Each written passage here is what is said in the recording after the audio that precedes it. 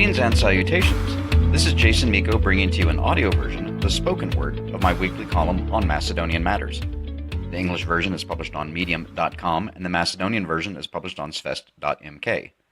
This week's column, which is published on Sunday, March 31, 2019, is titled Saving Macedonia, the Education of Macedonia's Children. There are two parts to this column, and both are related. Please bear with me. Monday, April 1, is the official start of the campaign for the next president of the Republic of Macedonia. The first round is April 21. The second round will be held on May 5.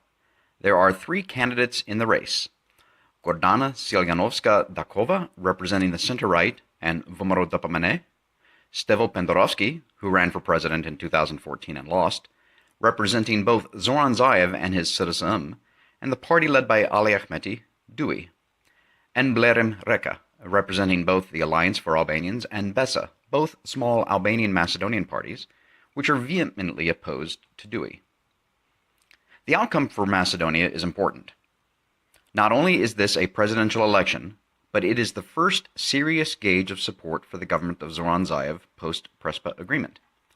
If his candidate loses, or just barely wins, it will be seen as a very public rebuke to him, his government, and in a way, to the Western professional elites which demanded that Macedonia change its name and identity. I make no predictions on the outcome, though I do hope people vote and not boycott, and I do hope that Gordana Siljanovska-Dakova wins. Why?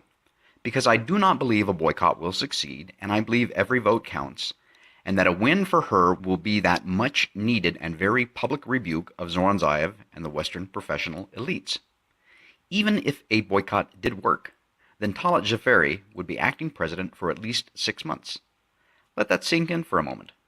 A man who was a member of the Macedonian armed forces, who cowardly fled his position and joined a known terrorist group as acting president of the Republic of Macedonia.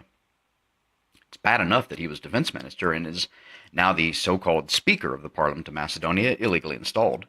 But to be acting president? The man is evil and has a black heart. Moving on. All of this is important because the future of Macedonia is at stake. And when I say the future of Macedonia, I am talking about Macedonia's children. Granted, it is cliché to say that children are our future, and yet it happens to be true. It is also true that, children being children, their young minds can easily be shaped. That's why Lenin said, "Give me just one generation of youth, and I'll transform the whole world." To paraphrase Lenin, Zoran Zaev and his government says, "Give me just one generation of children, and I'll transform North Macedonia." And Zaev means it. Zoran Zaev and his government are responsible for the so-called Prespa Agreement and the so-called Good Neighborly Relations Treaty with Bulgaria, which give both Bulgaria and Greece de facto control over Macedonia's schools and therefore children through the reshaping and rewriting of Macedonia's school books, history books, teaching guides, maps, atlases, and more. Educational commissions between Macedonia and Bulgaria, and between Macedonia and Greece, have been formed and are, right this minute, working to change Macedonia's educational curriculum. And it's all the Macedonian side that will have to change. According to media reports, Greece will make only one change. Their school books and maps will no longer state former Yugoslav Republic of Macedonia and will now state Republic of North Macedonia. Why no other changes?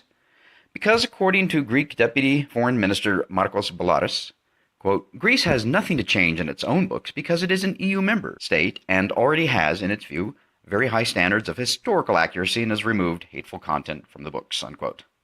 So, some questions for you, especially Macedonian parents. Do you, as Macedonians, want your children to be taught and told that Macedonia's history began on September 8, 1991, and that prior to that date there was no Macedonia and there were no Macedonians? Do you, as Macedonians, want your children to be taught and told that Macedonia's heroes were all Bulgarians? Do you, as Macedonians, want your children to be taught and told that Macedonians do not exist or live outside of Macedonia, and that the Macedonians in Greece, in Bulgaria, and elsewhere are not, in fact, Macedonian? Do you, as Macedonians, want your children to be taught and told that there was no expulsion of Macedonians from Aegean Macedonia, that there were no children refugees who were forced out of their homes and into lands that they had never heard about. Do you as Macedonians want your children to be given maps and atlases that show and proclaim a quote-unquote North Macedonia, a name you did not choose on September 8, 1991? I could go on, but you get the idea. If all of the above applies to you and you want your children taught these things, then vote for Zoran Zaev and Ali Ahmeti's candidate, Stevo Pendarovsky. However, if you believe that Macedonia has a long and rich history, that Macedonians live, laugh, and love in Macedonia, in Bulgaria, in Greece, and elsewhere, that Macedonians peacefully left what was Yugoslavia on September 8, 1991 as the Republic of Macedonia and as proud Macedonians, that Macedonia's many heroes were Macedonians and fought for centuries for an independent Republic of Macedonia, that there was a forcible and terrible expulsion of Macedonian children from Aegean Macedonia, that Macedonia should be recognized on maps and atlases as simply Macedonia. If you believe this, then two things. First, send a signal in the presidential elections, a rebuke to the quisling Zoran Zaev and the Western professional elites. But second, and longer term, there is this. As long as Zoran Zaev and his government remain in power, the move to indoctrinate Macedonian children in this new history of Zaev's will continue. And as I wrote back in the middle of February, that should concern everyone.